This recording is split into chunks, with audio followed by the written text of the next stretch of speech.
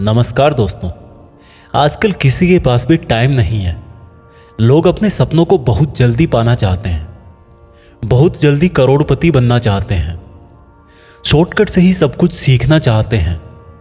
लेकिन एक बार अपने आप से पूछो कि अगर आपके सपने इतने बड़े हैं तो क्या आपके इन बड़े सपनों के लिए आपका ज्ञान भी बड़ा होना ज़रूरी नहीं है? क्या आपके मोटिवेशन का आधार बहुत स्ट्रांग नहीं होना चाहिए? आपने बहुत बार देखा होगा कि जब तक आप कोई मोटिवेशनल वीडियो देखते हो तब तक आप में जोश रहता है, लेकिन जैसे ही काम करना या पढ़ाई करना शुरू करते हो जोश पता नहीं कहाँ गायब हो जाता है। यह वीडियो थोड़ा लंबा है, लेकिन अगर आपने इसमें बताया गया रहस्य जान लिया तो ना तो आपको किसी और मोटिवेशनल वीडियो, किसी ज्ञान की ज़रूरत पड़ेगी और ना ही ऐसा कोई लक्ष्य होगा जो आज के बाद आप अपनी लाइफ में प्राप्त नहीं कर सको। लेकिन ये कैसे पॉसिबल होगा? इसके लिए आपको शांति से बैठ के, आंखें बंद करके इस वीडियो की पूरी बातों को जब तक समझ में ना आ जाए तब तक बार बार सुनकर अपनी थॉट्स में बिठा लेना चाहिए। और अगर आप इस वीडियो को बीच में छोड़ के जाना चाहते हो तो कृपा करके आप इसको अभी स्किप कर दें, क्योंकि अधूरा ज्ञान बिना ज्ञान से भी ज़्यादा खतरनाक होता है। और खुद भगवान श्री कृष्ण ने गीता में कहा है कि कभी भी उस इंसान को सेक्रेट ज्ञान जबरदस्ती नहीं देना चाहिए जो उसको लेना नहीं चाहता। तो दोस्तों, एक सवाल का जवाब दीजिए। इस पृथ्वी के सबसे पहले और इस पृथ्वी के ही नहीं बल्कि पूरे ब्रह्मांड के पास्ट, प्रेजेंट और फ्यूचर के सबसे महान मोटिवेशनल स्पीकर का नाम क्या है? जी हाँ, बांसुरी बजाने वाले भगवान कृष्ण, जिन्होंने आज की तारीख से ना जाने कितने ही युगों पहले महाभारत के युद्ध के मैदान में एक ऐसा ज्ञान दिया था जो आज 21वीं सदी की दुनिया पर, आज के लोगों की लाइफ स्टाइल पर भी एकदम सही बैठता है। और यह जानकर के बड़े बड़े लोग और रिसर्च करने वाले हैरान हो जाते हैं कि ऐसा कैसे हो सकता है। उस महाभारत के युद्ध के मैदान में दिए गए ज्ञान को पढ़कर Albert Einstein, Mahatma Gandhi, Swami Vivekananda, Annie Besant, Sunita Williams जैसे और ना जाने कितने लोगों ने भी अपना जीवन बदल लिया। अगर आप यह सोचेंगे कि भागवत गीता में सिर्फ यह लिखा है कि भगवान की पूजा कैसे करते हैं तो आप गलत हैं, क्योंकि भागवत गीता सिर्फ एक किताब या धार्मिक ग्रंथ नहीं है, बल्कि इसमें वो नॉलेज है जो इस पृथ्वी पर जितने भी लोग जन्म लेकर आते हैं उनको यह सिखाता है कि इस दुनिया में सपने पूरे कैसे किए जाते हैं, पर्सनैलिटी कैसे बनाते हैं, पॉजिटिव एनर्जी कहाँ से लाते हैं, खुशी क्या होती है, कितनी भी बड़ी प्रॉब्लम का सॉल्यूशन कैसे ढूंढते हैं, डिसीजन कैसे लिया जाता है, किसी भी ब्रेकअप के सदमे से बाहर कैसे निकलते हैं, इमोशनली स्टेबल कैसे होते हैं, किसी भी बिजनेस को सक्सेसफुल कैसे बनाते हैं, मेहनत कैसे की जाती है, हम क्या हैं और कौन हैं, जिंदगी जीने का सही तरीका क्या है, मरने के बाद हमारे साथ क्या होता है, ये ब्रह्मांड कैसे बना, क्या भगवान है और अगर है तो कहाँ है, क्या आप भी पुनर्जन्म लेंगे, ये लाइफ रियल है या एक इल्यूजन या एक सपना। दोस्तों, इस भागवत गीता के ज्ञान ने ही एक दुखी और हारे हुए, धनुष नीचे गिरा देने वाले अर्जुन को महाभारत के महान युद्ध का सर्वश्रेष्ठ योद्धा और विजेता बना दिया। अगर आप भी अपनी जिंदगी में किसी मकसद को लेकर आगे बढ़ रहे हो तो मेरा यकीन मानो कि आप भी अपनी जिंदगी की समस्याओं के जंग के मैदान के अर्जुन हो। और इसलिए उस गीता ज्ञान को जानना आपकी चॉइस नहीं बल्कि आपका अधिकार है। इस गीता ज्ञान को समझकर आपको एक बात का जरूर एहसास होगा कि ये असली नॉलेज में पहले क्यों नहीं हासिल कर पाया। तो ऐसा क्या है आखिर भागवत गीता में और इसका मतलब क्या है? भागवत का मतलब है भगवान और गीता का मतलब है गीत, यानी कि ऐसा गीत जो भगवान ने खुद अपने मुंह से गाया हो। भागवत गीता संस्कृत में लिखी गई है, लेकिन इसका ट्रांसलेशन आपको बहुत जगह पर हिंदी, इंग्लिश और अलग अलग भाषाओं में मिल जाएगा।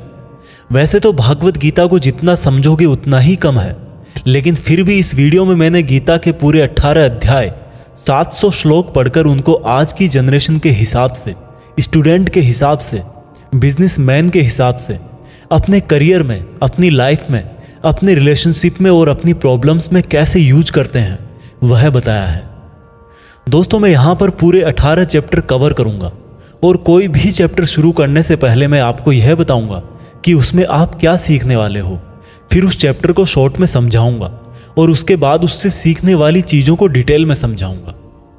अगर आपको यह जानना है कि आखिर भगवान को खुद ज्ञान देने की जरूरत क्यों पड़ी, ये पांडव और कौरव कौन थे और इस महाभारत के युद्ध की शुरुआत कैसे हुई, तो आप मुझे नीचे कमेंट्स में बता सकते हैं।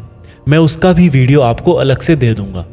तो चलो अब मैं आपको सीधा ले चलता हूं कुरुक्षेत्र के युद्ध के मैदान में, जहां पर पांडव और कौरव युद्ध करने के लिए आमने सामने खड़े हैं। भागवत गीता अध्याय 1 सेना का निरीक्षण। दोस्तों, गीता के पहले अध्याय से आपको यह सीखने को मिलेगा कि ऐसी कौन सी सबसे पहली चीज है जो आपको लाइफ में आगे बढ़ने से रोकती है। भले ही आप में बहुत नॉलेज हो, आप में बहुत काबिलियत हो, लेकिन उस एक चीज की वजह से आप सही डिसीजन नहीं ले पाते और अपना काम नहीं कर पाते हैं। इसके साथ साथ सपने से हकीकत में इंसान कैसे बदल जाता है वह भी हम जानेंगे। कौरवों में दुर्योधन बहुत खुश हो रहा था। उसके पास बहुत बड़ी सेना थी। भीष्म पितामह थे, गुरु द्रोणाचार्य और गुरु कृपाचार्य जैसे बड़े बड़े योद्धा थे। पांडवों की सेना में अर्जुन, भीम सहित 5 पांडव, भगवान कृष्ण, अभिमन्यु, द्रौपदी के 5 पुत्र आदि थे। अब यह युद्ध पूरी तरह से पारिवारिक युद्ध ही था। पांडवों और कौरवों के लिए गुरु द्रोणाचार्य और कृपाचार्य दोनों एक ही थे। दादा भीष्म भी एक ही थे। साथ ही साथ पांडव और कौरव दोनों खुद भी चचेरे भाई थे, लेकिन हर कोई जीतने के इरादे से आ रखा था। रणभूमि में जब जोर से युद्ध की घोषणा के लिए शंखनाद हुआ तो अर्जुन ने अपने सारथी भगवान कृष्ण से कहा कि हे कृष्ण, मेरे रथ को दोनों सेनाओं के बीच में एक बार ले जाकर के खड़ा कर दो, ताकि मैं ये देख सकूं कि मुझे किनको मारना है। ऐसा सुनकर भगवान कृष्ण ने अर्जुन के रथ को कौरवों की सेना के सामने वहां पर ले जाकर के खड़ा कर दिया, जहां पर कौरवों की सेना में अर्जुन के दादा भीष्म पितामह और गुरु द्रोणाचार्य खड़े थे। और गुरु द्रोणाचार्य ने ही अर्जुन को तीर चलाना भी सिखाया था। अर्जुन ने युद्ध के मैदान में जिधर भी देखा वहां दोनों तरफ ही सिर्फ परिवार वाले नजर आ रहे थे। ये देखकर अर्जुन बहुत दुखी हो गए और कृष्ण से बोले, यहां तो हर कोई मेरा सगा संबंधी ही है, मैं अपने ही लोगों को युद्ध में नहीं मार सकता। मुझे इस राज्य के लिए तो क्या, अगर कोई तीनों लोक भी दे तो भी मैं ऐसा युद्ध नहीं करूंगा जिसमें मुझे अपनों को ही मारना पड़े। इस तरह से अर्जुन पूरे दुखी होकर और खुद को कोसते हुए अपने धनुष को छोड़कर रथ में वापस जाकर बैठ गए।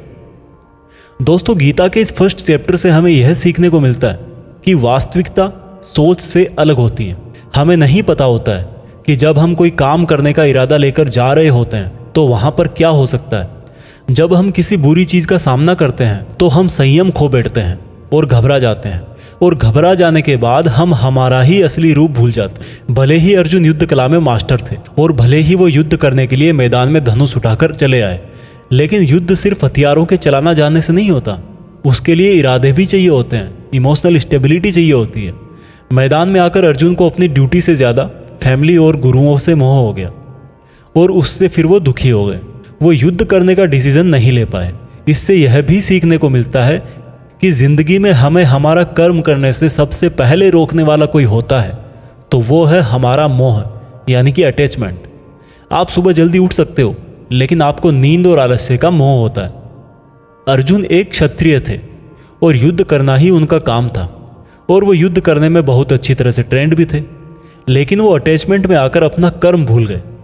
इसलिए अगर लाइफ में आपको चुनौतियों से लड़ना है तो आपको अपने अटैचमेंट को सेक्रीफाइस करना आना चाहिए। दोस्तों, इसको आप इस तरह से भी समझ सकते हो।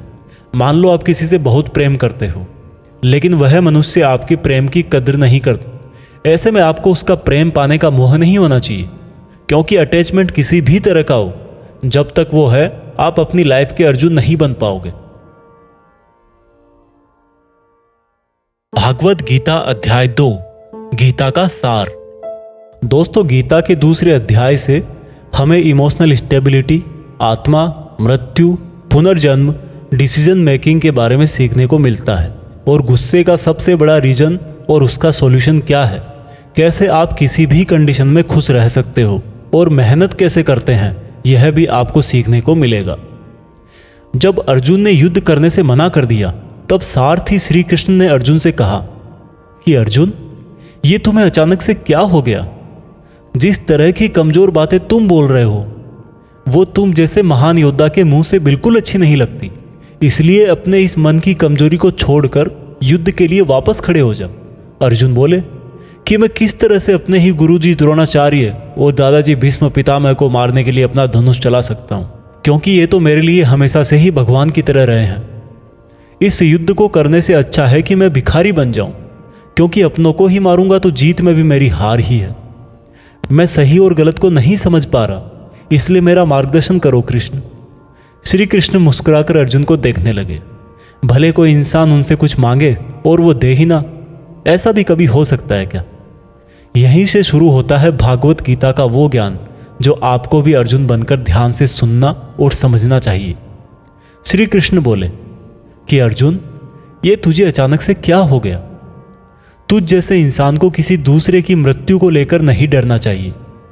और वैसे भी तुझे क्या लग रहा है, ये लोग तेरे मारने से मर जाएंगे और तू ही इनको मारेगा? इन सब लोगों का और तुम्हारा भी पिछला जन्म भी था और अगला जन्म भी होगा। इसलिए जैसा तुम सोचकर दुखी हो रहे हो वह ज्ञान तुम्हारा अधूरा है। और रही बात इनकी मृत्यु का तुझे पाप लगने की, तो ये समझ ले, इनको मारने वाला तू नहीं बल्कि मैं हूं। तू तो इनकी मौत का सिर्फ एक कारण है, और ये लोग मरने के बाद भी मेरे ही पास आएंगे, क्योंकि ये लोग शरीर नहीं है बल्कि आत्मा है, और आत्मा को किसी भी तरह से नष्ट नहीं किया जा सकता। आत्मा तो अगले जन्म के लिए इस शरीर को उसी तरह से छोड़ देती है जिस प्रकार से तुम अपने पुराने कपड़े बदलकर नए पहनते हो। हे अर्जुन, जन्म देने वाला और मारने वाला मैं ही हूं। और ये बता, क्या तू किसी मरे हुए इंसान को जिंदा कर सकता है?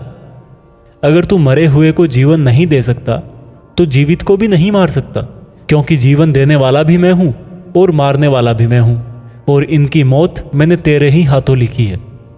और अर्जुन, अगर तुझे ऐसा लगता है कि आत्मा भी मरती है तो ये जान ले कि आत्मा जैसे जन्म लेकर मरती है वैसे ही मरने के बाद प्रकृति का चक्कर पूरा करने के लिए उसको फिर से जन्म लेना पड़ेगा। इस प्रकार से भी आत्मा नष्ट नहीं हुई, और जब प्रकृति ऐसे ही चलती है तो भला तू इसका जिम्मेदार कैसे हुआ? अर्जुन, जिस क्षत्रिय को जीवन में युद्ध करने का अवसर प्राप्त होता है वो ना केवल भाग्यशाली है बल्कि उसका तो धर्म और कर्म ही युद्ध करना है। और अगर तूने ये युद्ध नहीं किया तो इसका मतलब यह होगा कि तूने अपना धर्म और कर्म अच्छी तरह से नहीं निभाया, और इसलिए तेरे नाम के साथ कलंक जुड़ जाएगा। और तेरे जैसे अर्जुन के लिए तो कलंक उसकी मौत से भी बड़ा है। जो लोग तुझे बहुत सम्मान दिया करते थे वही लोग तेरी बहुत बुराइयां करेंगे, तेरी वीरता पर सवाल उठाएंगे। इसलिए अर्जुन, तू सुख दुख, हार जीत और फायदे नुकसान को छोड़कर अपने विचारों को स्थिर कर और युद्ध के लिए धनुष उठा, जिससे या तो तू युद्ध में मारा जाकर मेरी ही शरण में आएगा या फिर विजेता बनकर धरती पर ही सुख भोगेगा। हे अर्जुन, तुमने आज तक जितना भी सीखा है वो मेरे इस ज्ञान के आगे बहुत छोटा है। तुम काम करने के पहले ही उसके परिणाम के बारे में सोच लेते हो, जबकि तुम्हें यह जान लेना चाहिए कि फल देने वाला मैं हूं और कर्म करने वाले हो तुम। तुम अपना काम करो, मैं अवश्य अपना काम करूंगा।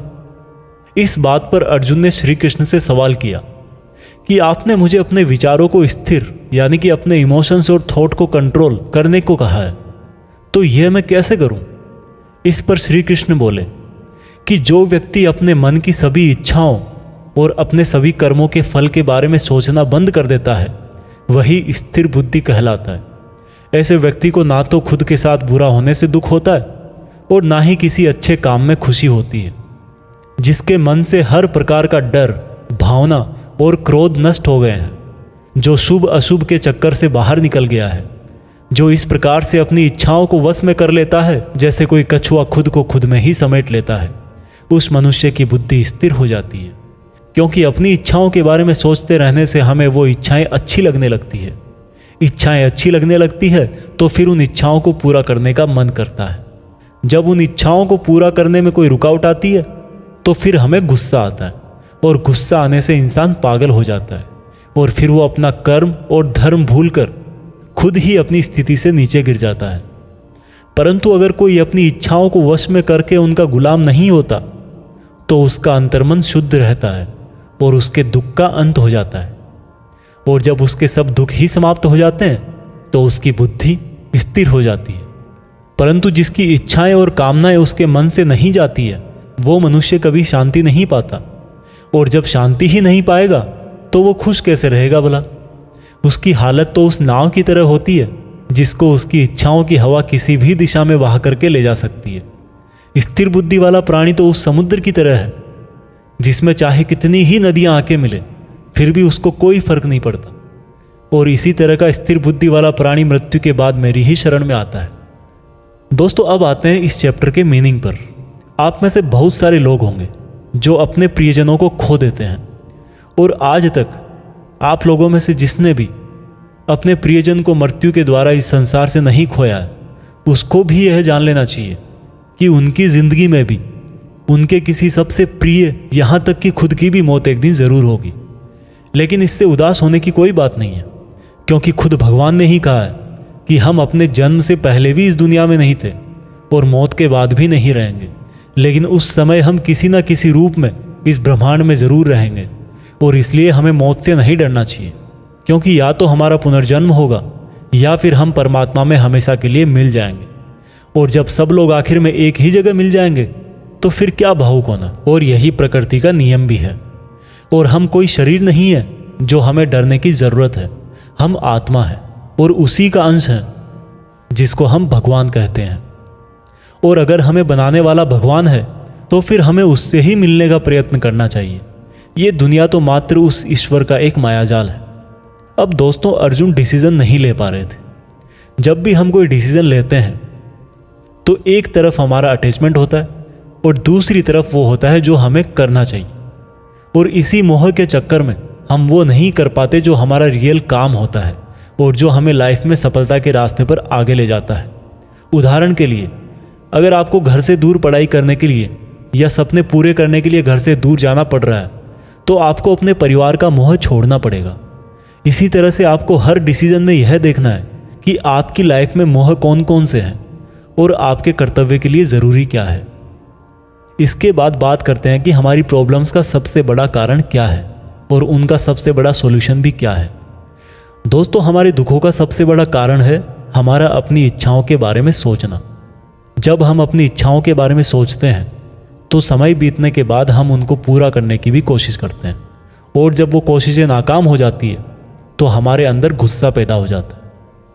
और गुस्सा ऐसी चीज़ है जिसको अगर किसी ने शरीर छोड़ने के पहले नहीं छोड़ा तो कभी आप अपने जीते जी खुश नहीं रह पाओगे।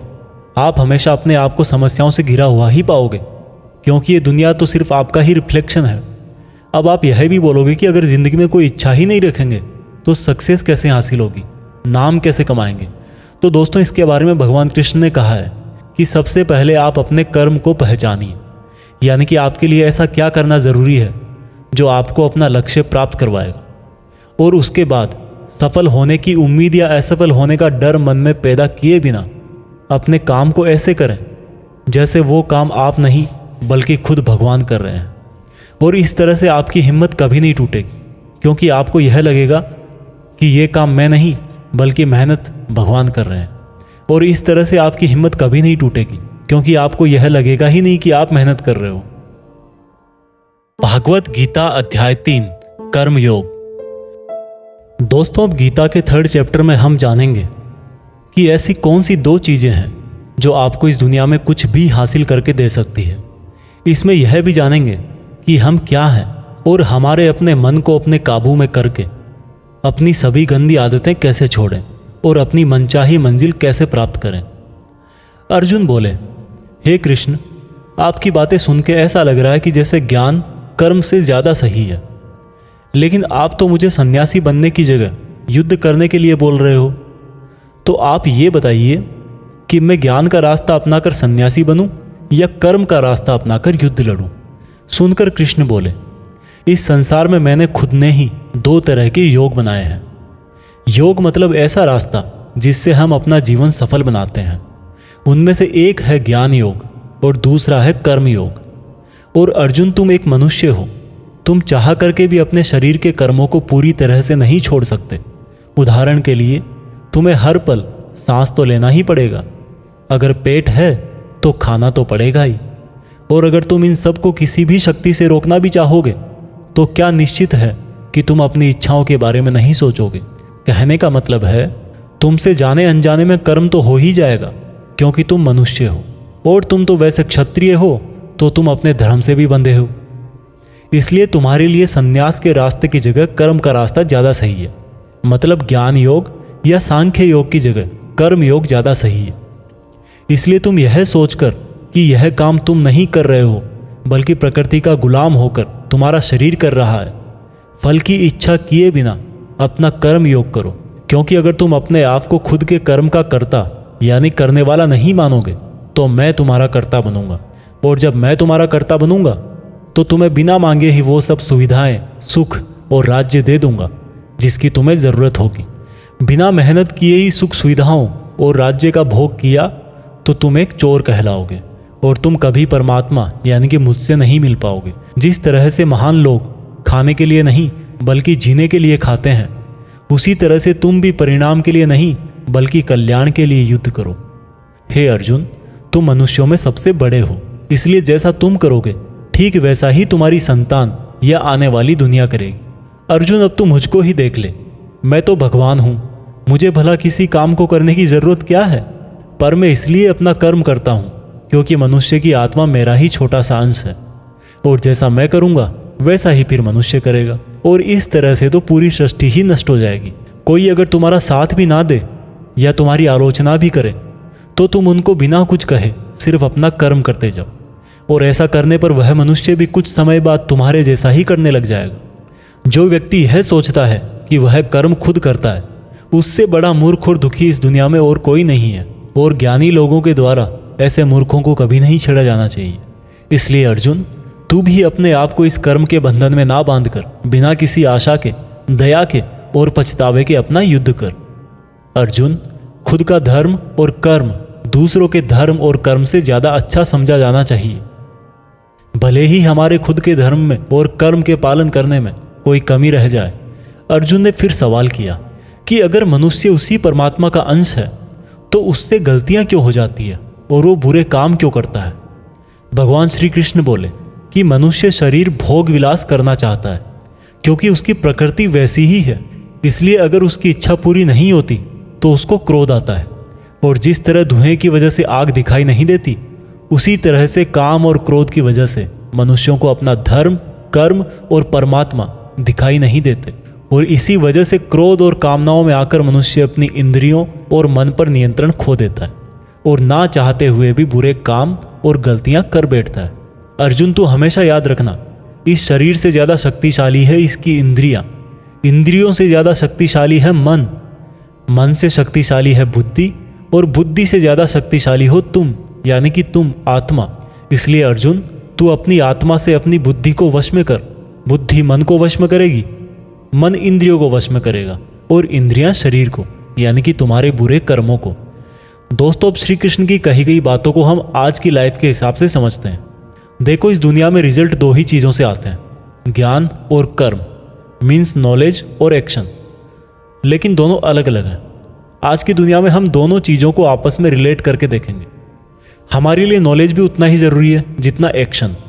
नॉलेज का मतलब यह नहीं है कि आप सिर्फ एग्ज़ाम पास करने के लिए सिलेबस को रटते हो, बल्कि नॉलेज का मतलब यह है कि आप सबसे पहले ये जानो कि आपके गोल्स क्या हैं, आपकी कैपेबिलिटीज़ और आपके इश्यूज़ क्या क्या हैं, और इन सब को मिलाकर गोल्स तक पहुंचने की आपकी प्लानिंग क्या है। ये है आपका नॉलेज यानी कि ज्ञान योग। इसके अलावा आपको एक और चीज़ जाननी चाहिए कि मेरे भाई, आप शरीर नहीं हो, आप एक आत्मा हो। आपकी आत्मा यानी आप खुद अपने इमोशंस, अपनी थॉट्स और अपनी एक्टिविटीज़ से बहुत ऊपर हो। और अगर आप ऐसा सोचोगे तो मैं दावे के साथ कह सकता हूँ, आप 99% नहीं बल्कि 100% अपनी प्रॉब्लम से ऊपर उठ जाओगे। इसके बाद इस चैप्टर में दूसरा रास्ता बताया गया है कर्म योग, यानी कि आपके शरीर के एक्शंस के लिए भगवान ने ये बोला है कि हमें कभी यह नहीं सोचना चाहिए कि काम हम कर रहे हैं, और जब हम ये सोचेंगे कि काम नहीं कर रहे तब इसके दो फायदे होंगे। एक तो ये कि आप अपनी मेहनत के रिजल्ट को लेकर टेंशन में नहीं रहोगे, और दूसरा ये कि आप इमोशनली स्टेबल होकर अपनी बेस्ट मेहनत कर पाओगे। इसके साथ साथ आपको कभी भी अपने बुरे या अच्छे रिजल्ट को खुद पर लेकर दुख नहीं करना चाहिए, क्योंकि श्री कृष्ण की बातों के अनुसार मनुष्य को सिर्फ कर्म करने का अधिकार दिया हुआ है। इसके अलावा आप अपनी किसी भी बुरी आदत से कैसे छुटकारा पाएं, इसको बहुत ही आसान शब्दों में बताया गया है कि आप अपने आप को उस परमात्मा का ही छोटा सा रूप यानी कि आत्मा समझो, और आत्मा के ध्यान से अपने ब्रेन को और ब्रेन से अपने मन को काबू में करोगे, और इसके बाद में आपका मन अपने आप आपके सभी फिजिकल सेंसेस यानी कि इंद्रियों को काबू में कर लेगा। और जब आपकी इंद्रियां आपके काबू में हो जाएगी तब बुरी आदत छोड़ना तो क्या कुछ भी मुश्किल नहीं है। भागवत गीता अध्याय 4 दिव्य ज्ञान। गीता के चौथे अध्याय से हम जानेंगे कि भगवान कब और किस रूप में धरती पर आते हैं, भगवान को कैसे प्राप्त किया जाता है, गुरु से ज्ञान कैसे लिया जाता है, ज्ञान लेना क्यों जरूरी है। श्री कृष्ण बोले कि अर्जुन, जो महान गीता ज्ञान मैं तुझे बता रहा हूं वो मैंने बहुत पहले ही इसी पृथ्वी पर बताया था, लेकिन समय के साथ वो लुप्त हो गया।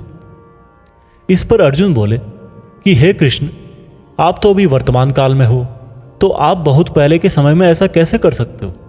श्री कृष्ण बोले कि अर्जुन, तुझे नहीं पता कि तेरे और मेरे कितने जन्म हो चुके हैं। जब जब इस संसार में धर्म का नाश होता है तब तब मैं अधर्म का नाश करने इस धरती पर मानव रूप में आता हूँ और कर्म करके अपना शरीर यहीं छोड़कर वापस चला जाता हूँ। जिस तरह से कोई शिष्य मुझे बहुत प्रेम करता है, उसी प्रकार से मैं भी अपने शिष्यों से बहुत प्रेम करता हूँ।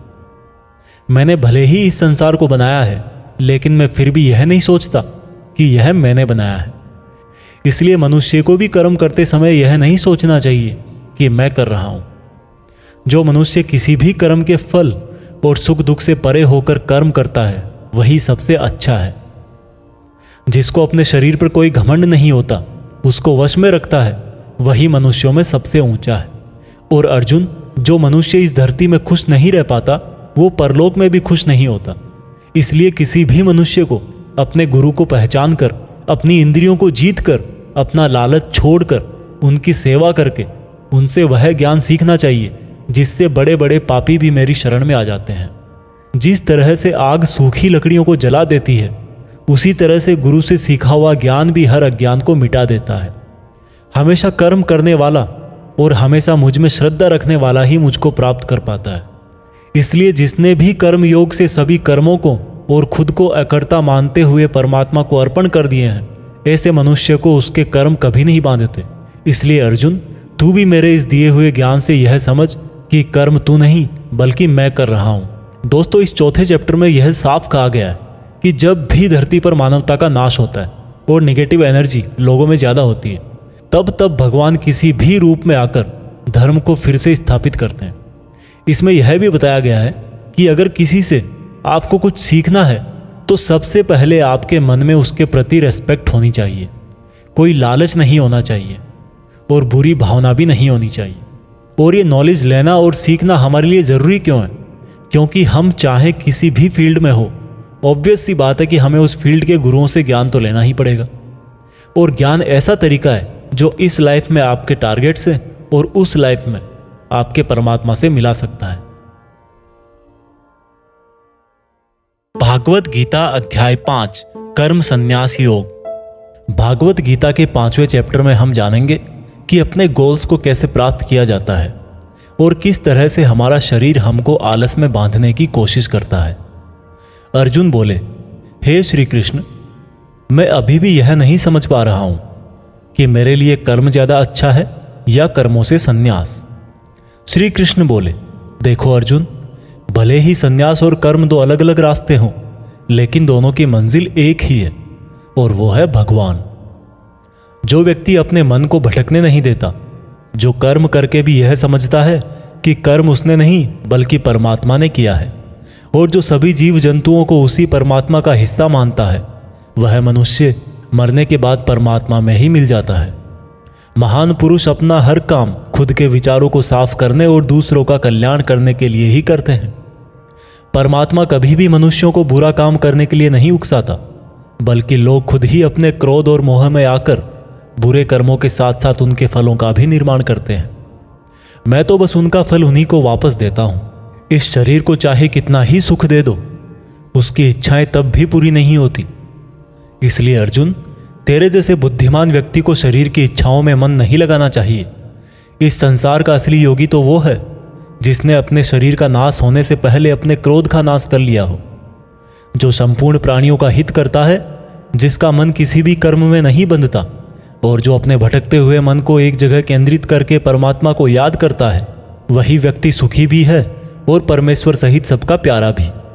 हे अर्जुन, ये इंद्रियां, मन, बुद्धि, इच्छा, आशा, डर और क्रोध ही तेरे दुश्मन हैं।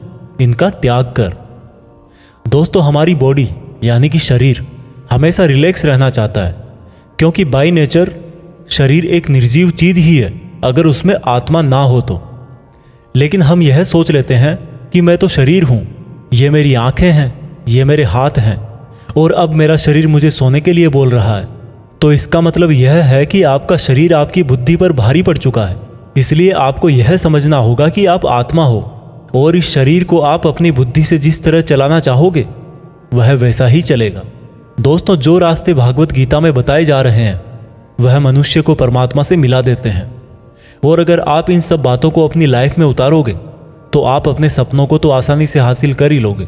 जैसे कि कहा गया है कि भगवान की प्राप्ति के लिए मन को वश में करना बहुत ज़रूरी है, ठीक उसी प्रकार से आपको अपनी लाइफ में भी मंजिल हासिल करने के लिए मन को वश में करना बहुत ज़रूरी है। भागवत गीता अध्याय 6 ध्यान योग। भागवत गीता के 6ठे अध्याय में हम जानेंगे कि एक योगी क्या होता है और योगी कैसे बनते हैं। यानी कि आज की लाइफ में बोले तो वह इंसान जो अपनी लाइफ में कुछ बड़ा करना चाहता है। इसके साथ साथ हम यह भी जानेंगे कि क्या होगा अगर आपने इस जीवन में बहुत मेहनत करी लेकिन फिर भी आपकी डेथ होने से पहले आपका सपना पूरा नहीं हुआ। श्री कृष्ण बोले, केवल अपने सांसारिक कर्मों को त्यागने वाला ही योगी नहीं होता, बल्कि जो व्यक्ति करने योग्य सब काम को करता हुआ उनके फल का लालच नहीं करता, वही असली योगी कहलाता है।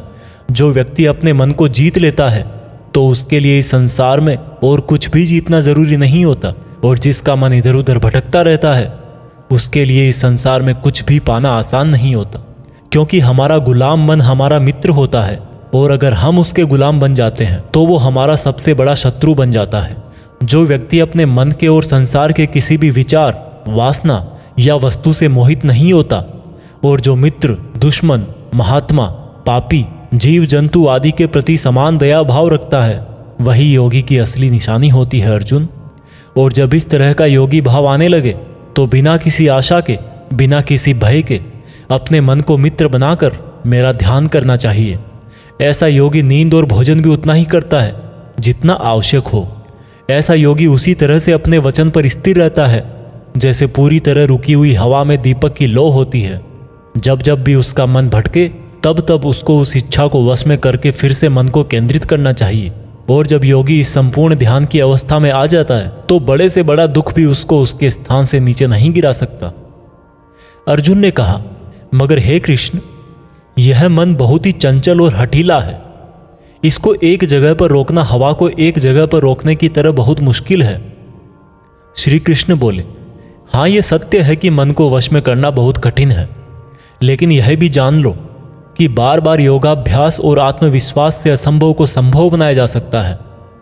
अर्जुन ने फिर पूछा कि हे कृष्ण, अगर कोई योगी इस तरह से ध्यान केंद्रित करके योग करे, लेकिन अगर अंतिम समय में किसी कारणवश उसका मन भागने लगे तो क्या उसकी पूरी मेहनत शून्य हो जाएगी?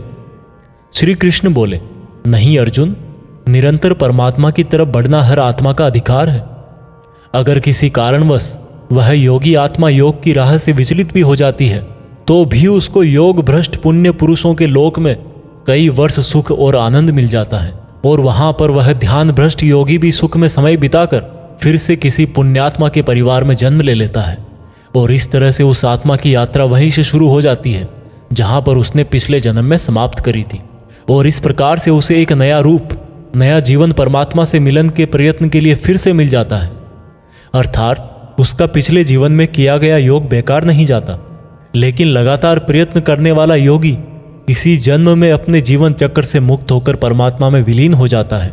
एक योगी तपस्वियों और विद्वानों से भी श्रेष्ठ है। इसलिए अर्जुन, तू भी योगी बन, क्योंकि जो योगियों में भी परम होता है वह मेरा भी परम प्रिय होता है। दोस्तों, हर वो इंसान जिसकी आंखों में कुछ बड़ा करने का सपना है, उसको अर्जुन की तरह ही एक योगी बनना चाहिए। योगी वो इंसान है जो पूरी तरह से इमोशनली बैलेंस्ड है, न्यूट्रल है, जो दूसरों की बातें माइंड नहीं करता और हमेशा अपने टारगेट को पूरा करने के लिए मेहनत करता है। लेकिन दोस्तों, जिंदगी का किसको पता, भगवान ना करे कि ऐसा हो कि कोई इंसान उसके सपने पूरे होने से पहले ही मर जाए, तो उसकी तो मेहनत किसी काम की ना रही और सपने सपने ही रह गए।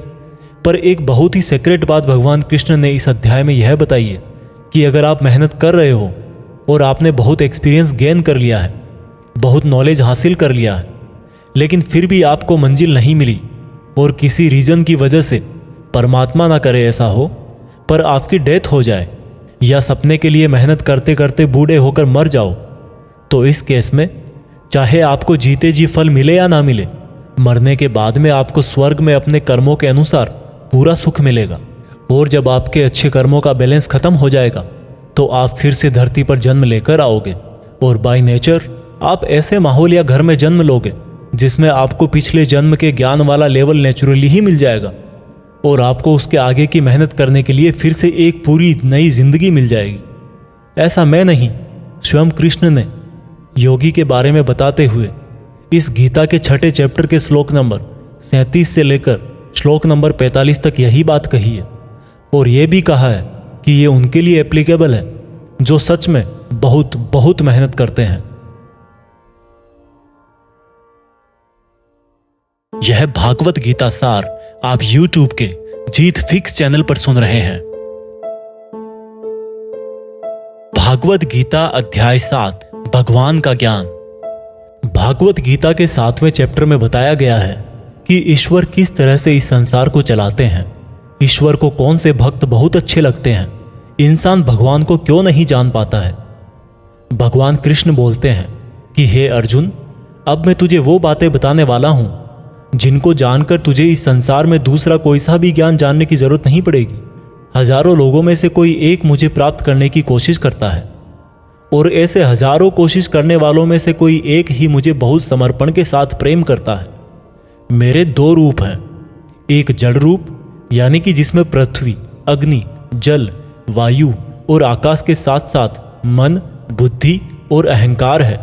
वही दूसरा चेतन रूप जिसमें इस सृष्टि का चक्र है। समय को भी मैं ही चलाता हूं। जल, सूरज, चंद्रमा, ओमकार में मैं ही हूं। पृथ्वी की सभी पवित्र गंध, अग्नि और बुद्धिजीवियों का तेज, तपस्वियों का तप, धर्मों का पवित्र कर्म, बलवानों का बल और अलग अलग समय कालों का बीज भी मैं ही हूं। इस संसार के लोग सांसारिक गुणों के गुलाम हैं, इसलिए मुझे नहीं जान पाते और वास्तव में तो ये सांसारिक गुण भी मेरी ही माया है। मगर जो मनुष्य इस मेरे ही माया जाल को तोड़ देता है वो मेरा हो जाता है। माया जाल में फंसे हुए मूर्ख लोग मेरी शरण में नहीं आ पाते हैं। कोई भी भक्त 4 तरह से मेरी पूजा करता है, कोई प्राप्ति चाहने वाला, कोई दुख के संकट में याद करने वाला, मुझे जानने की इच्छा रखने वाला या फिर मुझे पहले से ही जानने वाला। लेकिन इनमें से मुझे अत्यंत प्रेम करने वाला ज्ञानी बहुत पसंद है। ये चारों ही तरह के भक्त दयावान होते हैं, लेकिन ज्ञानी पुरुष तो मानो जैसे मेरा ही रूप हो। और ज्ञानियों में भी जो व्यक्ति मुझे बहुत सारे जन्मों से मानता आया है वो मृत्यु के पश्चात मुझ में ही समा जाता है। जो लोग किसी इच्छा पूर्ति के लिए अगर किसी देवता की भक्ति करते हैं तो मैं उन भक्तों की आस्था उन्हीं देवताओं में स्थिर कर देता हूँ और वो भक्त उन्हीं देवताओं को प्राप्त हो जाते हैं। लेकिन यह फल ज्यादा समय तक नहीं चलता और अगर कोई भक्त अगर किसी भी प्रकार से मेरी ही पूजा करता है तो उसे मैं अपना ही बना लेता हूँ। जो मूर्ख मुझे जन्म लेने और मरने वाला मानते हैं वो मुझे प्राप्त नहीं कर पाते। मैं भूतकाल, वर्तमान और भविष्य को पूरा जानता हूँ, जबकि श्रद्धा रहित लोग मुझे भी नहीं जान पाते। जो भक्त इस सांसारिक मोह और माया को छोड़कर श्रेष्ठ कर्मों का आचरण करके मेरी भक्ति करते हैं वो इस मृत्यु से मुक्त होकर मुझ में ही समा जाते हैं। तो दोस्तों, आज के समय के हिसाब से इस चैप्टर का मतलब आप इस तरह से निकाल सकते हैं।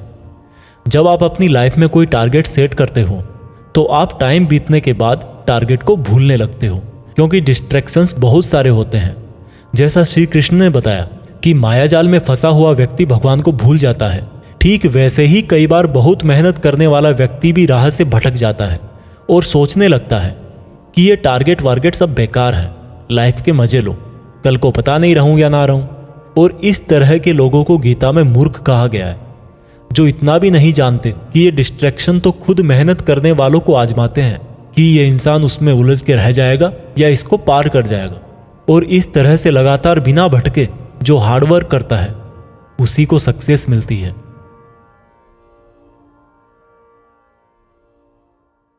भागवत गीता अध्याय 8 भगवान की प्राप्ति। भागवत गीता के 8वें चैप्टर में आप जानेंगे कि भगवान क्या है और उनको कैसे प्राप्त किया जा सकता है, देवता कौन है, ये संसार कैसे चलता है और क्यों हमें आज से ही हार्ड वर्क में लगना चाहिए। अर्जुन बोले, हे कृष्ण, ये परम ब्रह्म क्या है, आध्यात्म क्या है, कर्म क्या है, ये संसार क्या है और ये देवता कौन है, इस संसार का फैसला कौन करता है और कोई योगी आपको कैसे पहचानता है। श्री कृष्ण बोले, ब्रह्म परम अक्षर है, आध्यात्म जीवों का स्वरूप है, कर्म भूतकाल का एक ऐसा त्याग है जिससे वर्तमान में परिणाम उत्पन्न होते हैं, हमेशा उत्पन्न और अंत होने वाले का नाम संसार है। जिनको शास्त्रों में परम पुरुष बताया गया है वही देवता है। इस संसार का फैसला करने वाला मैं ही हूं। और जो भी पुरुष अपने अंतकाल में जिस जिस भाव को याद करता हुआ और अपने ध्यान को भ्रकुटी में केंद्रित करके शरीर छोड़ता है तो वह उसी भाव को प्राप्त होता है। इसलिए मेरा स्मरण करने वाले सदैव मेरे पास ही आते हैं। इसलिए अर्जुन, तू भी मुझ में ही ध्यान रख के युद्ध कर, जिससे कि तू मुझे ही प्राप्त होगा। जो लोग हमेशा मुझे याद करते हैं वह बहुत आसानी से मेरे पास आ जाते हैं, और जो मेरे पास आ जाता है उसके दुख और मृत्यु चक्र समाप्त हो जाते हैं। ब्रह्मा का एक दिन 1000 युगों का होता है और एक रात भी 1000 युगों की होती है। ब्रह्मा के दिन की सुबह में ही संपूर्ण संसार का निर्माण होता है और रात के आरंभ में ही वह संसार फिर से ब्रह्मा में समा जाता है, और हर दिन ऐसा ही चक्र चलता रहता है। लेकिन जो मेरे भक्त होते हैं वो जल्दी ही इस चक्र से मुक्त हो जाते हैं। अर्जुन, अब मैं तुम्हें वह 2 रास्ते बताऊंगा जिनसे होते हुए ही लोग या तो परम गति को प्राप्त होते हैं या फिर इस संसार में वापस आते हैं। जब सूर्य का प्रकाश रहता है, शुक्ल पक्ष होता है और सूर्य उत्तरायण में होता है, तब शरीर छोड़ने वाले कर्मयोगी मेरे पास हमेशा के लिए आ जाते हैं। जब रात्रि होती है, कृष्ण पक्ष होता है और सूर्य दक्षिणायन में होता है, उस वक्त पर कर्मयोगी शरीर त्याग कर परलोक में बहुत समय तक तरह तरह के आनंद सुख भोग करके वापस जन्म लेते हैं। केवल एक योगी ही इस रहस्य को जानकर सब कर्मों के फलों का मोह छोड़कर परम ब्रह्म को प्राप्त होता है।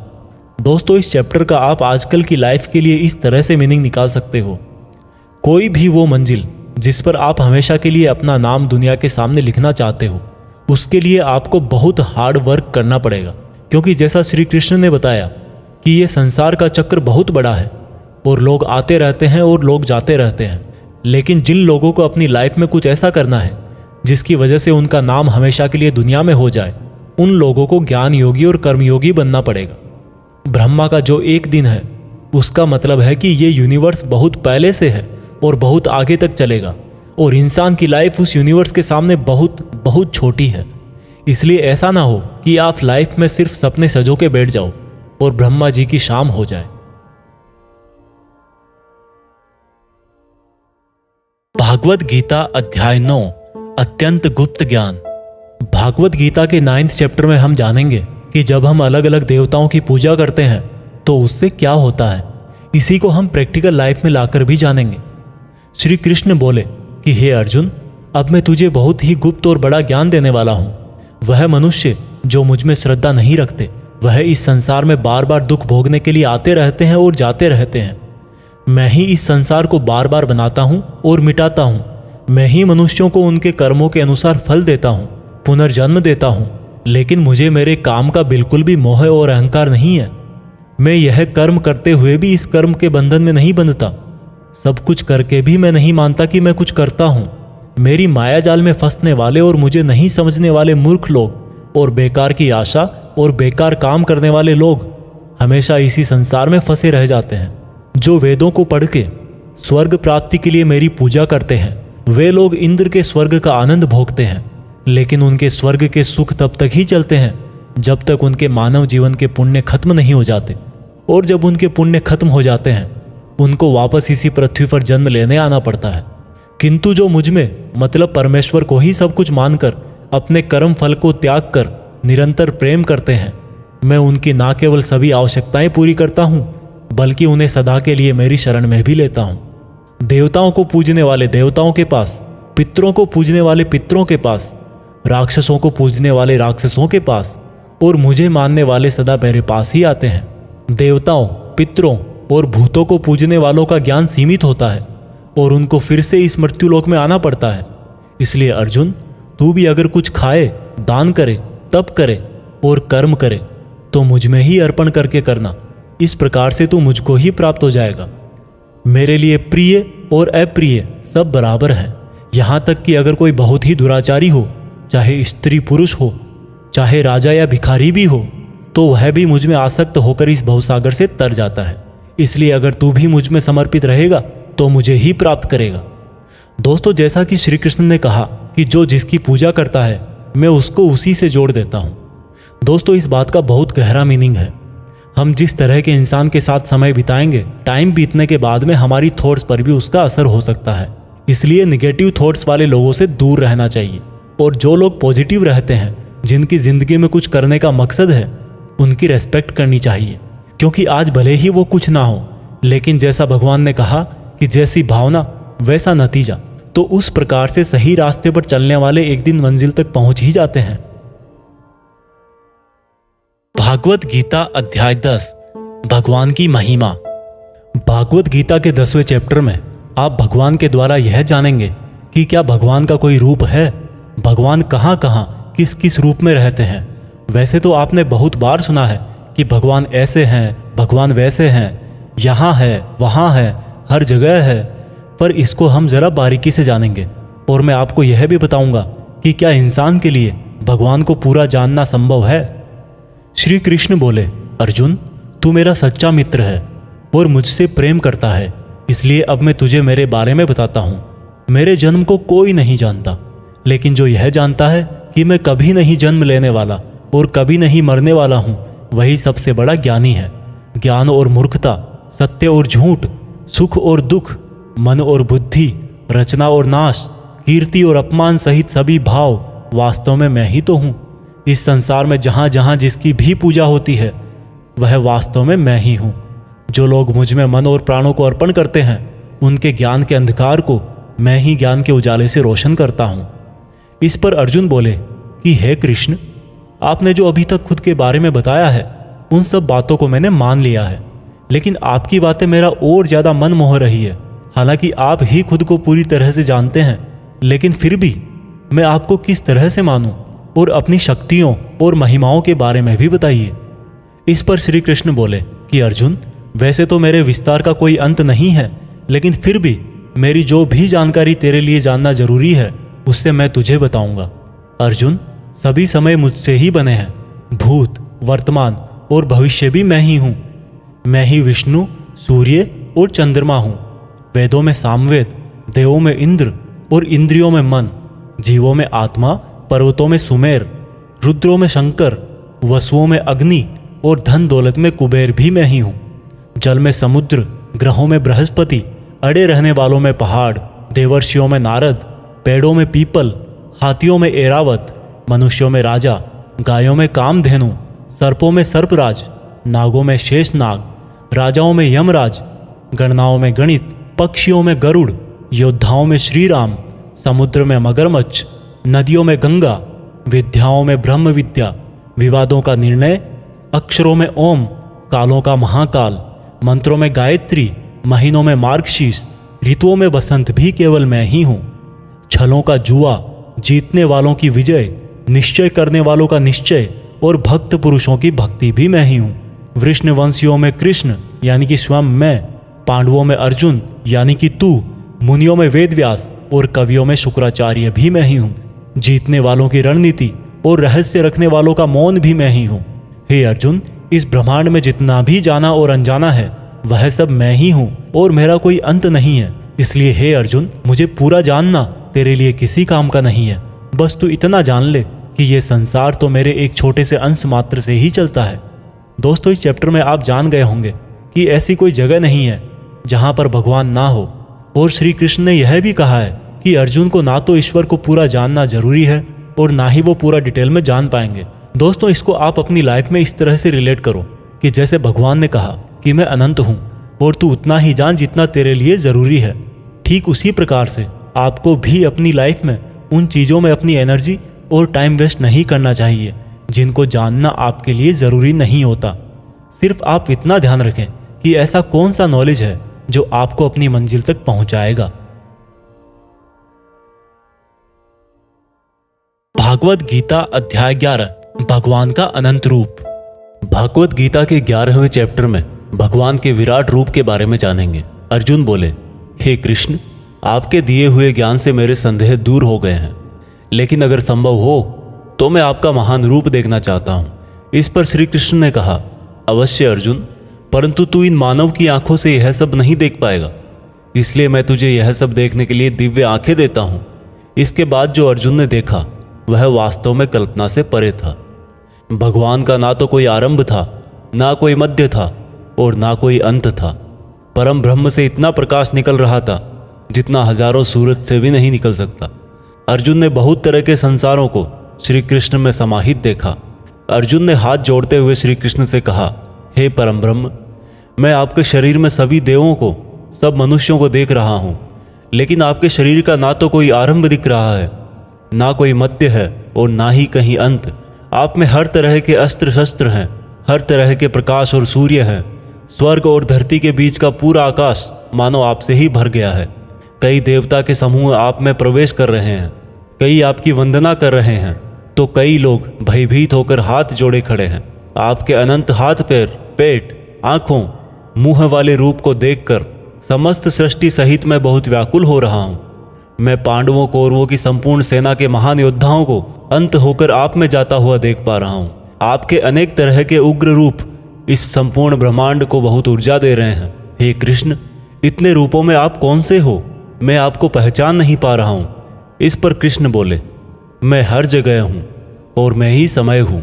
इन सेनाओं के योद्धाओं को नष्ट करने के लिए प्रकट हुआ हूँ। इन सब योद्धाओं की मौत मैं पहले ही लिख चुका हूँ। तू तो सिर्फ इनकी मौत का कारण है, मारने वाला तो स्वयं मैं ही हूँ। इस पर अर्जुन भयभीत लेकिन गदगद होकर बोले, हे भगवान, आपका यह रूप देखकर अब मुझे पता लगा कि क्यों योगी, महर्षि, देवता जैसी आत्माएं आपका पूजन करती है। आप तो सत्य और असत्य से भी परे हैं। आपके इस रूप का वर्णन करने के लिए मेरे पास कोई शब्द नहीं है। आप ही इस जगत के पालनकर्ता और विनाशक हो। आपको कोटि कोटि नमस्कार, आपको कोटि कोटि नमस्कार, नमस्कार। आपके लिए हर दिशा से नमस्कार, क्योंकि आपका कोई आदि नहीं है, मध्य नहीं है और अंत भी नहीं है। हे प्रभु, मैंने जाने अनजाने में आपको भाई, कृष्ण, मित्र कहा है और कई बार लोगों के सामने आपका मजाक भी उड़ाया है। मुझे आपके इस सत्य का पता नहीं था, इसलिए अगर संभव हो तो मुझे क्षमा कीजिए। मैं आपकी वंदना करता हूँ। पिता जैसे पुत्र को और सखा जैसे सखा को क्षमा कर देता है, वैसे ही आप भी मुझे क्षमा करें। आपके इस रूप को देखकर मैं खुश भी हो रहा हूँ और भयभीत भी हूँ, इसलिए अब कृपा करके आप अपना प्रसिद्ध चतुर्भुज विष्णु रूप दिखाइए। मैं आपको मुकुट, चक्र और गदा के साथ देखना चाहता हूँ। इस पर श्री कृष्ण बोले कि अर्जुन, मैंने तेरे आग्रह पे वह रूप दिखाया है जिसको आज तक कोई मनुष्य नहीं देख पाया है और ना ही देख पाएगा। मेरे इस रूप और अनंत आकार को देखकर तू व्याकुल भी ना हो और पागल भी ना हो, और अब तेरी इच्छा अनुसार तू मेरा चतुर्भुजी रूप भी देख। इस प्रकार से श्री भगवान ने अपना चतुर्भुजी रूप दिखाकर अर्जुन का साहस बंधाया और अनंत रूप से उत्पन्न हुई व्याकुलता भी दूर करी। इस पर अर्जुन बोले कि हे कृष्ण, अब मैं आपके इस रूप को देखकर फिर से शांत हो गया हूँ। कृष्ण बोले, अर्जुन, जो चतुर्भुजी रूप तुमने अभी देखा है वो बड़ा ही दुर्लभ है और इसको देखने के लिए देवता भी तरसते हैं। यह चतुर्भुजी रूप किसी भी यज्ञ, दान, तप और वेद से देखा जा सकता है, परंतु अर्जुन, जो तेरी तरह मेरा परम भक्त है, कर्तव्य परायण है, वासना और बैर रहित है, वह अंत में मुझे ही प्राप्त होता है। इसलिए मैंने यह रूप तुझे दिखाया है। दोस्तों, गीता के इस अध्याय से आप आज के टाइम में यह सीख सकते हो कि अगर हम अपनी मेहनत के रास्ते पर सही हैं तो कई बार हमें अपनी सफलता को पाकर विश्वास नहीं होता। हमें पता ही नहीं लगता कि हमने इतनी मेहनत कर ली, और जब सफलता आती है तब भी लगता है कि ये तो बहुत बड़ी है, मैंने इतनी मेहनत तो की ही नहीं थी। और दोस्तों यही महान लोगों का एक गुण भी है, वो मेहनत करते हैं लेकिन उनको यह भी आभास नहीं रहता कि वो कितनी मेहनत कर रहे हैं। यह उनके बड़प्पन को दिखाता है। भागवत गीता अध्याय 12 भक्ति योग। दोस्तों गीता के 12वें चैप्टर में हम जानेंगे कि अपने गोल्स पर कैसे अडिग रहें, एक स्टूडेंट को क्या करना चाहिए। अर्जुन ने कहा कि हे भगवान, आपको क्या मानकर पूजना ज़्यादा अच्छा है, रूप या फिर निराकार। श्री कृष्ण ने कहा, जो भक्त मन को एकाग्र करके श्रद्धा से युक्त होकर मुझ सगुण रूप परमेश्वर को भजते हैं, वह मुझे योगियों में श्रेष्ठ लगते हैं। परंतु जो भक्त अपनी इंद्रियों को वश में करके मन बुद्धि से परे मेरे अविनाशी रूप पर ध्यान लगाते हैं, वह मुझे ही प्राप्त होते हैं। जो भक्त अपने कर्मों को मुझ में अर्पण करके मेरा चिंतन करते हैं, वो भी मुझे ही प्राप्त होते हैं। इसलिए तू मन को मुझ में ही लगा, और अगर तेरे लिए मन को वश में करना संभव नहीं है तो तू योग द्वारा मुझको प्राप्त करने का प्रयत्न कर। जिसके क्रोध और सभी द्वेष समाप्त हो गए हैं, वह भक्त मुझे बहुत पसंद है। अगर तू मन को रोकने के अभ्यास में भी असफल है तो तू मेरे लिए ही कर्तव्य परायण हो जा और कर्म फल का त्याग कर दे। अभ्यास से ज्ञान श्रेष्ठ है, ज्ञान से मुझ परमेश्वर का ध्यान श्रेष्ठ है, और इस ध्यान से भी श्रेष्ठ है सभी कर्मों के फल का त्याग करना, जिससे तुरंत ही शांति मिलती है। जो व्यक्ति हर तरह के सुख दुख, शस्त्र और मित्र भाव, लाभ हानि, मोह और इच्छा, हर तरह के मौसम से मुक्त है और सभी प्राणियों को बराबर देखता है, और जो अपने मन और इंद्रियों को पूरी इच्छा शक्ति से वश में किए है, वही परमानंद के लिए श्रेष्ठ है। जो निंदा और प्रशंसा को एक समान समझता है, जो किसी भी स्थान पर किसी भी भोजन के साथ रह सकता है, वह भक्त मुझे श्रेष्ठ लगता है। और उनमें भी जो निष्काम भाव से अपना कर्म और मेरी सेवा करते हैं, वह मुझे अति प्रिय है। दोस्तों इस चैप्टर में बताया गया है कि आपको अपने खुद के पुराने अनुभवों से सीखना चाहिए। एक स्टूडेंट को या एक उस इंसान को जो अपनी लाइफ में कुछ बड़ा करना चाहता है, उसको कम खाना चाहिए और हर तरह के इमोशन में सिर्फ यह सोचना चाहिए कि खुद का सपना कैसे पूरा करूं। यह भागवत गीता सार आप YouTube के जीत फिक्स चैनल पर सुन रहे हैं। भागवत गीता अध्याय 13 क्षेत्र क्षेत्रज्ञ विभाग योग। भागवत गीता के 13वें चैप्टर में हम जानेंगे कि किस तरह से हमारे एक्शन से रिजल्ट पैदा होता है। श्री कृष्ण ने कहा कि यह शरीर एक क्षेत्र की तरह है, और जो इसको जानता है उसको क्षेत्रज्ञ कहते हैं। क्षेत्र मतलब खेत। जिस तरह से खेत में जैसा बीज डालते हैं, वह उसी प्रकार का सही समय आने पर फल देता है। उसी तरह जीवन में भी जिस तरह का कर्म फल का बीज मनुष्य डालता है, वही बीज समय आने पर उसी प्रकार का फल देता है।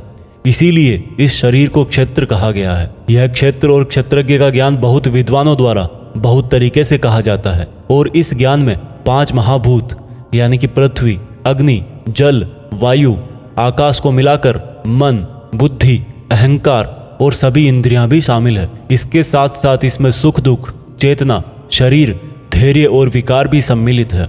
अब परम ब्रह्म को प्राप्त कराने वाला ज्ञान क्या है, यह मैं तुझे बताऊंगा।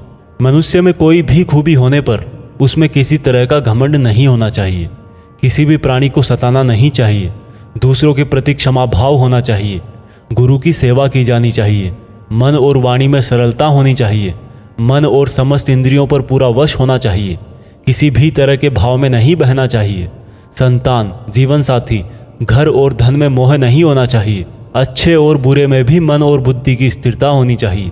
वासना वाले लोगों से दूरी होनी चाहिए। एकांतवास में मन का शुद्धिकरण करना चाहिए। मुझ परमेश्वर में पूरी तरह से समर्पण और ध्यान मग्न रहना चाहिए। हे अर्जुन, अब मैं तुझे परम ब्रह्म के बारे में कहूँगा। वो सर्वव्यापी है। वह सब इंद्रियों के साथ भी इंद्रियों के बिना है, और वह निर्गुण होकर भी सभी गुणों के साथ है। वह सभी सजीवों और निर्जीवों में है। वह दूर भी है और पास में भी, लेकिन फिर भी जानने में नहीं आता। वह ब्रह्मा की तरह जीवन उत्पन्न करता है, विष्णु की तरह पालन करता है, और शंकर की तरह विनाश भी करता है। वह अलग अलग कालों में होते हुए भी एक जैसा लगता है, और एक ही काल में भी अलग अलग तरह का होता है। वह माया का भी महामाया है, परम ब्रह्मों से भी परम है, और सब प्राणियों के साथ उनके हृदय में निवास करता है। परंतु इसके बाद भी यह जानने के योग्य है, हे अर्जुन, इस प्रकृति और पुरुष का भी कोई आरंभ नहीं है, क्योंकि प्रेम और घृणा और तीनों तरह के गुण अर्थात सत, रज और तम भी प्रकृति से ही आते हैं।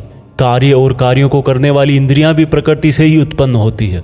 प्रकृति से जन्मा मनुष्य प्रकृति के ही गुणों को भोगता है और इन्हीं गुणों के भोग के अनुसार ही उसका जन्म और मरण तय होता है। इस तरह से जो भी मनुष्य इस पुरुष और प्रकृति के ज्ञान को जानता है वह कर्म करता हुआ भी मुझे प्राप्त होता है और मुझ परमात्मा को हर मनुष्य अपने अलग अलग तरीके से पाता है। किंतु जो मंद बुद्धि होते हैं वह तो इस ज्ञान को सुनकर और मेरी प्रकृति जानकर ही मृत्यु लोक से मुक्त हो जाते हैं। जो मनुष्य सभी कर्मों को प्रकृति से ही होने वाला मानता है वह अपनी आत्मा को अकर्ता समझकर इस भवसागर से पार हो जाता है।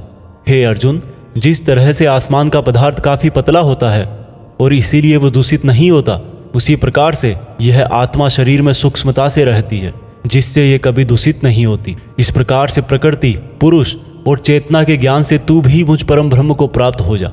दोस्तों, इस चैप्टर में यह बहुत ही बारीकी से बताया गया है किस तरह से हमारे ही कामों से हमें तकलीफ या खुशी मिलती है।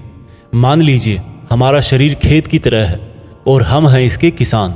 अब हम जो भी इस खेत में बोएंगे फल भी उसी बीज के अनुसार हमें भविष्य में जाकर मिलता है। इसलिए यह हमारे आज के एक्शंस पर ही डिपेंड करता है कि हमें फ्यूचर में क्या मिलने वाला है। भागवत गीता अध्याय 14 प्रकृति के 3 गुण। दोस्तों, भागवत गीता के 14वें चैप्टर में हम जानेंगे कि किस तरह से हमारा स्वभाव और यह संसार 3 गुणों में बटा हुआ है। श्री कृष्ण बोले, हे अर्जुन, अब मैं तुझे संसार के उन 3 गुणों के बारे में बताऊंगा जो आत्मा को शरीर के मोह से बांधते हैं और जिन्हें जानकर कोई भी मनुष्य मुझे पा सकता है। यह तीनों गुण है सत्वगुण, रजोगुण और तमोगुण। सत्वगुण इन सभी गुणों में श्रेष्ठ है और यह ज्ञान और सुख से जोड़ता है। रजोगुण कामना और आसक्ति से उत्पन्न होता है जो कि कर्म और उसके फल में बांधता है। तमोगुण मनुष्य को भोग विलास, आलस्य और निद्रा में बांधता है। हे अर्जुन, सत्वगुण सुख देता है, रजोगुण कर्म करवाता है और तमोगुण मनुष्य को उसके स्थान से भी बहुत नीचे गिरा देता है। किन्हीं भी 2 गुणों को वश में करने से तीसरे गुण की प्राप्ति होती है। जिस पल मन में शांति और ज्ञान बढ़ा हुआ लगे उस समय यह मानना चाहिए कि सत्वगुण बढ़ रहा है। जिस पल मन में लालच और स्वार्थ का आभास हो उस समय रजोगुण बढ़ता है। जिस समय मन में अंधकार, विषयों में आसक्ति, आलस्य और निद्रा हो उस समय मनुष्य में तमोगुण होता है। सत्वगुण में मरने वाला मनुष्य परमात्मा को प्राप्त होता है। रजोगुण वाला मनुष्य फिर से जन्म लेकर मनुष्य बनता है और तमोगुण वाला प्राणी अगले जन्म में कीट पतंग बनता है। सात्विक कर्म का परिणाम है सुख, राजस कर्म का परिणाम है दुख और तामस कर्म का परिणाम अज्ञान होता है। जो व्यक्ति इस बात को जानता है कि यह 3 गुण ही उससे सब काम करवाते हैं तब वह अपने कर्तापन से और इस संसार से मुक्त हो जाता है और इस तरह से सोने, पत्थर और मिट्टी को एक जैसा समझने वाला मनुष्य परम ब्रह्म अर्थात मुझे प्राप्त हो जाता है। दोस्तों, यह 3 प्रकार सात्विक, राजस और तामस हमारी डेली लाइफ में बहुत यूजफुल हैं। अगर आप मेहनत करके कुछ उम्मीद नहीं करोगे तो आप हमेशा खुश रहोगे। अगर आप किसी अच्छे रिजल्ट की कामना करके मेहनत कर रहे हो तो कोई गारंटी नहीं कि खुशी होगी या दुख होगा।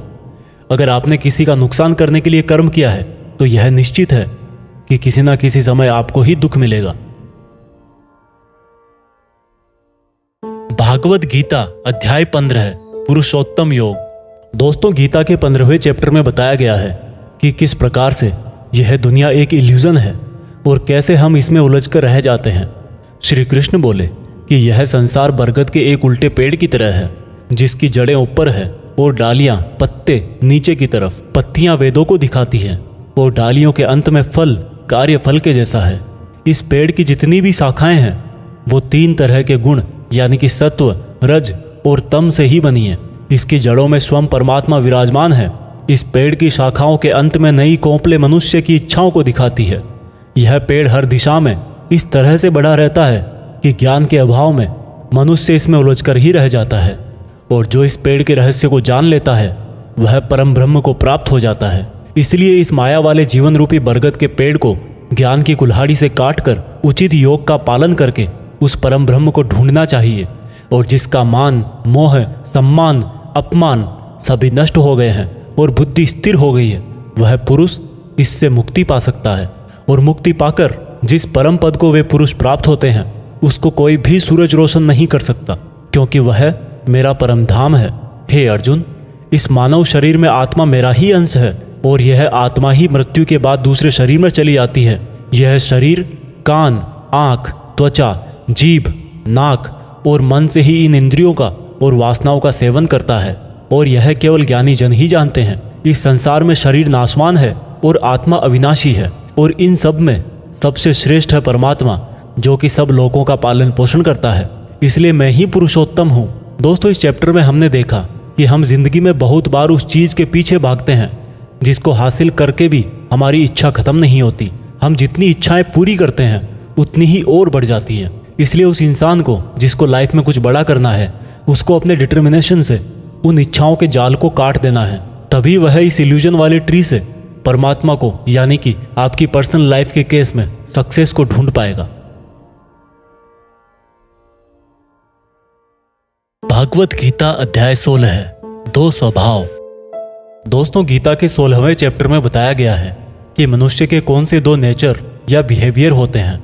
श्री कृष्ण बोले, हे अर्जुन, इस संसार में 2 तरह के स्वभाव हैं, देवीय स्वभाव और असुरी स्वभाव, यानी कि देवता के समान और राक्षस के समान। पहले मैं तुझे देवीय स्वभाव के बारे में बताऊंगा।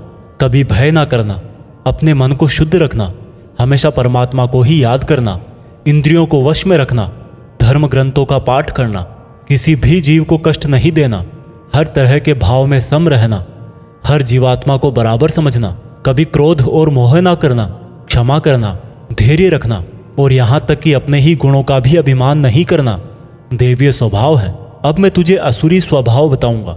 घमंड, क्रोध, सांसारिक आसक्ति, नफरत, अज्ञान, वासनाएं, आशाएं करना और शरीर को इंद्रियों के वश में रखना असुरी स्वभाव है। असुरी स्वभाव वाले ना तो सम्मान से बात करते हैं और ना ही सत्य बोलते हैं। बुरे कर्मों से जिनका स्वभाव पूरी तरह से नष्ट होकर बुद्धि मंद हो चुकी है और जो इस संसार में सिर्फ नाश का कारण ही बनते हैं, इन व्यक्तियों की इच्छाएं कभी पूरी नहीं होती। उन व्यक्तियों का सुख सिर्फ इंद्रियों के सुख तक ही सीमित है। वह हमेशा और अधिक वस्तुएं प्राप्त करने में ही लगे रहते हैं। वह हर काम को करने वाला खुद को ही मानते हैं। वे सिर्फ दिखावे के लिए ही धर्म और दान करते हैं। देवीय स्वभाव से मुक्ति होती है, जबकि असुरी स्वभाव से बंधन उत्पन्न होता है। असुरी स्वभाव वालों को तो मैं बार बार असुरों में ही जन्म देता हूँ। इस तरह से असुरी हमेशा नीचे गिरते रहते हैं। हे अर्जुन, काम, क्रोध और लोभ ही नरक के 3 द्वार हैं। इसलिए इनको जितना जल्दी हो छोड़ देना चाहिए। जो भी मनुष्य इन तीनों नरक के द्वारों को छोड़ देता है वह तो फिर मेरे ही आश्रय में आता है। इसलिए हे अर्जुन, तू शास्त्रों सहित इस देवीय स्वभाव को प्राप्त करके आगे बढ़ता जा। दोस्तों, इस चैप्टर का मीनिंग तो आपको आसानी से समझ में आ ही गया होगा। आखिर में जो 3 नेगेटिव फैक्टर्स बताए गए हैं, वासनाएं, गुस्सा और लोभ, यह सबसे बड़े दुश्मन है। इनसे जरा बच के रहना। भागवत गीता अध्याय 17, श्रद्धा के रूप। दोस्तों, गीता के 17वें अध्याय में आप जानेंगे कि कर्मों को, भोजन को, यज्ञ को, तप को, ज्ञान वगैरह को कौन से 3 भागों में बांटा गया है। अर्जुन बोले, हे कृष्ण, जो मनुष्य शास्त्रों को छोड़कर देवों की पूजा करते हैं वो क्या है, सात्विक, राजस या तामस? कृष्ण बोले, हे अर्जुन, जो व्यक्ति देवों को पूजते समय जिस तरह का विचार रखते हैं वे उसके हिसाब से ही सात्विक, राजस या तामस बनते हैं। सात्विक लोग देवताओं को पूजते हैं, राजस यक्ष और राक्षसों को, और तामस प्रेतों को। जो मनुष्य शास्त्रों से दूर रह के भी मन से कठिन निर्णय लेता है और कर्म करता है और कर्म को ही तप मान करके करता है, वह भी इस संसार से मुक्त है। जिस तरह से भोजन भी सात्विक, राजस और तामस होता है, उसी तरह से यज्ञ, तप और दान भी 3-3 प्रकार के होते हैं। फलों से किया गया भोजन सात्विक होता है। राजस भोजन स्वाद में तीखे, जैसे कि मीठे, खट्टे, बहुत गर्म आदि होते हैं, और तामस भोजन में जैसे दुर्गंध वाले, बिना रस के, अधपके, अपवित्र आदि हैं। इस तरह यज्ञों में शास्त्र विधि से नियत और फल की इच्छा रहित किया गया यज्ञ सात्विक है। केवल फल प्राप्ति को ध्यान में रखकर किया गया यज्ञ राजस यज्ञ है। शास्त्रों के विरुद्ध, दान रहित और श्रद्धा रहित किया गया यज्ञ तामस यज्ञ है। इसी तरह से तपों में ऐसा तप जो फलों की इच्छा से रहित हो, सात्विक तप कहलाता है। किसी वस्तु की प्राप्ति के लिए किया गया यज्ञ राजस तप कहलाता है, और किसी की हानि करने के लिए किया गया तप तामस तप कहलाता है। इस प्रकार से दान में बिना खुद को श्रेय दिए जिसको जो आवश्यकता हो वह दान कर दिया जाए और यह समझा जाए कि दान ही कर्तव्य है, वह दान सात्विक दान कहलाता है। जैसे कि भूखे को खाना खिलाना, वस्त्रहीन को वस्त्र पहनाना, अकाल क्षेत्र में अन्न दान करना। जो दान उसके फलों को दृष्टि में रखकर खुद का मान बढ़ाने के लिए, स्वर्ग की प्राप्ति के लिए और दान के बदले में वापस प्रत्युपकार की चाह में दिया गया हो, वह राजस दान कहलाता है। जो दान बिना सम्मान के किसी को अपमान करके बलपूर्वक दिया जाता है या किसी अयोग्य को दिया जाता है तो उसको तामस दान कहते हैं। श्रद्धा सहित, फल की इच्छा रहित और जगत कल्याण के लिए किया गया दान, यज्ञ और तप मनुष्य को इस संसारी माया से मुक्त करके मुझ में विलीन करता है। दोस्तों, इस चैप्टर में आपने सुना कि हर कर्म के 3 प्रकार होते हैं और इन कर्मों को करते टाइम आपके मन में जैसी भावना या जैसा मकसद होता है उसी तरह से आपको फल मिलता है। और ये तीनों प्रकार हैं सत, रज और तम। सत सबसे अच्छा माना गया है, तम सबसे गिरा हुआ माना गया है।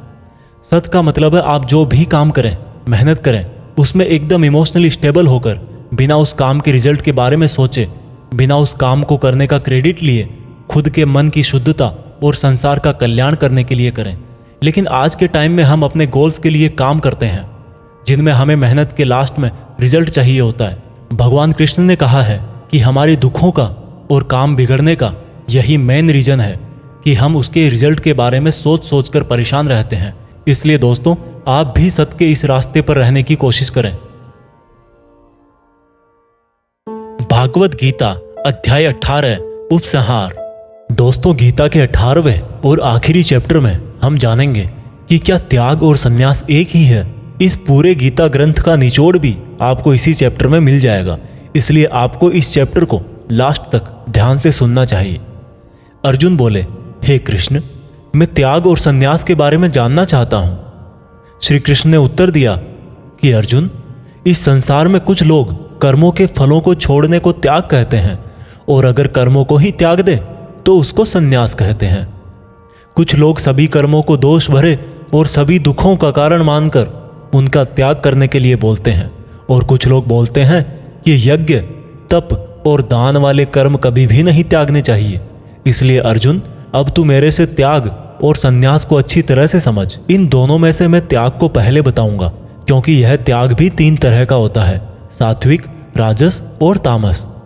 यज्ञ, तप और दान ये तीनों त्याग के योग्य नहीं बल्कि फल की इच्छा के बिना किया गया यज्ञ, तप और दान यही सात्विक त्याग कहे जाते हैं। मतलब जो शास्त्रों में दिया गया कर्म और धर्म जिसमें फल और आसक्ति ना हो उसको सात्विक त्याग कहा जाता है।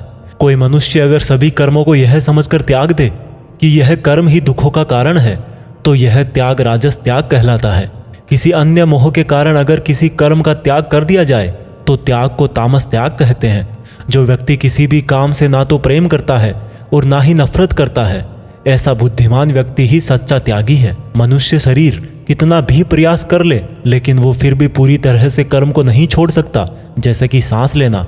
इसलिए कर्मों के फलों को छोड़ देना ही सच्चा त्याग होता है। जो लोग कर्म फलों का त्याग इस संसार में नहीं करते हैं उनके कर्म फल मृत्यु के बाद भी उनका पीछा नहीं छोड़ते हैं।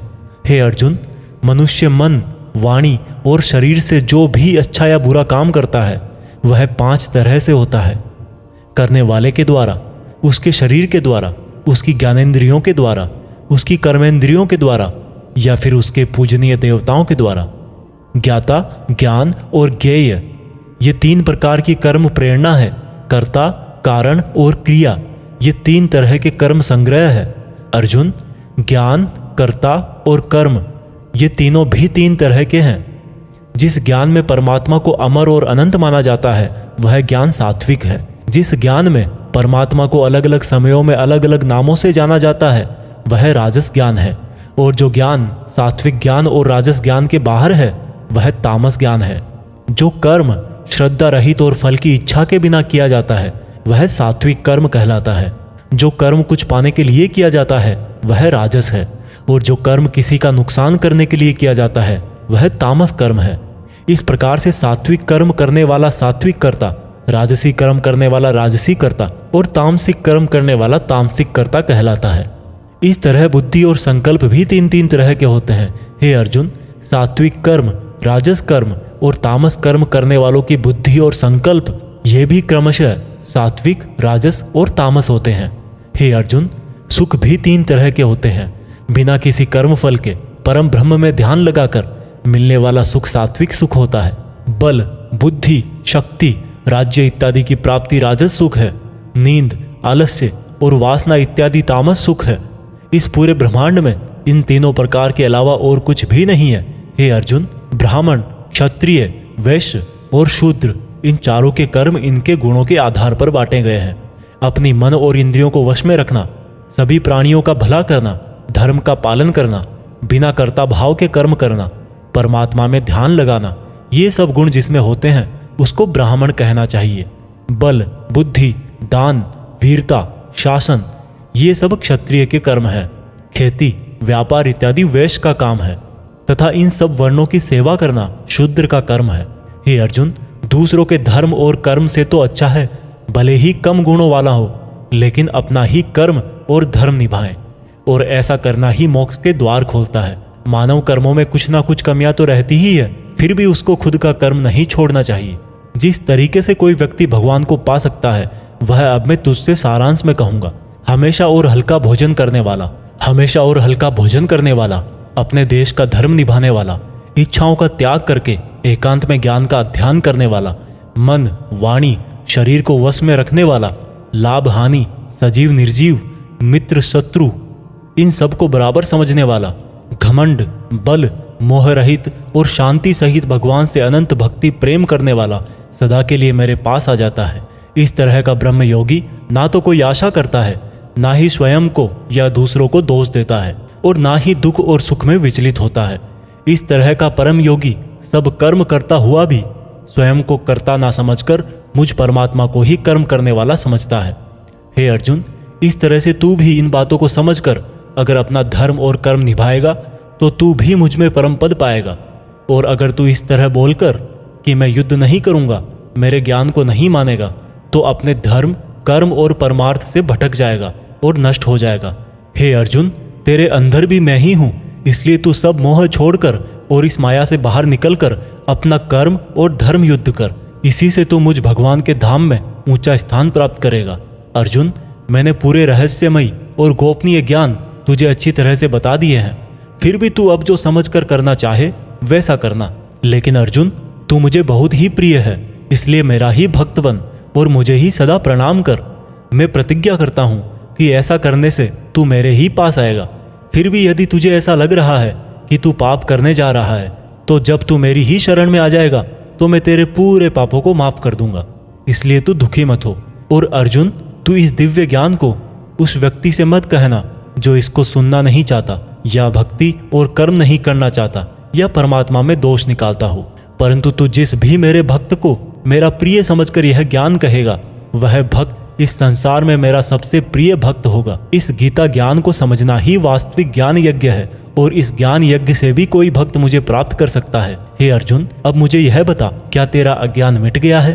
अर्जुन उठकर बोले, हे परम ब्रह्म श्री कृष्ण, मैंने आपका संपूर्ण ज्ञान अपनी बुद्धि में बिठा लिया है और अब मैं स्थिर हूँ, और जैसा आपने मार्गदर्शन किया है मैं ठीक उसी प्रकार से अपने कर्तव्य और धर्म का पालन करूंगा। दोस्तों, चाहे कितनी भी मुश्किलें आए, जो इंसान खुद भगवान कृष्ण की इन बताई गई बातों को फॉलो करता है, उनको अपने जीवन में उतारता है, उसकी ना केवल पूरी प्रॉब्लम सॉल्व हो जाती है, बल्कि उसे जीने का, अपने सपनों को हासिल करने का तरीका भी पता लग जाता है। कुछ लोग ये भी बोलते हैं कि गीता ज्ञान सिर्फ हिंदू धर्मों का ग्रंथ है, जबकि भगवान ने खुद कहा है कि व्यक्ति जाति और धर्म से नहीं, गुणों से ब्राह्मण होता है, और इस भागवत गीता पर सभी मनुष्यों का बराबर हक है। आज की ये दुनिया कर्म भूमि है। कर्म और मेहनत का सिद्धांत सबके लिए एक होता है। इसलिए आप सब लोग इस गीता ज्ञान को बार बार सुने, हर एज के पुरुष और महिलाओं को सुनाएं, ताकि आप अपनी कर्म स्थल के अर्जुन बनकर अपने जीवन का लक्ष्य हासिल कर सको। जय श्री कृष्णा। जय हिंद। वंदे मातरम।